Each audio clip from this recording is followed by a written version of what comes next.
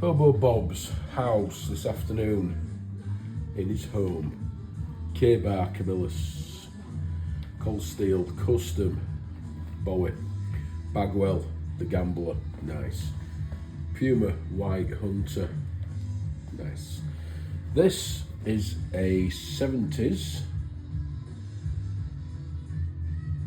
Vietnam inspired Zippo. I mean, the spring is really poorly done, but it clicks properly like a Zippo. But in the back, well, on the inner, it says Zippo, made in Zippo, and it's steel, not brass. But they did make steel for the war effort in the 40s, so I'm not sure of that. Anyway, that's pretty cool.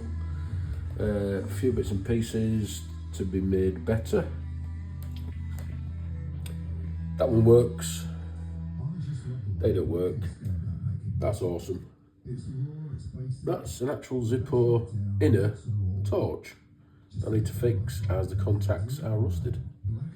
Thank you. Stay safe. Bye.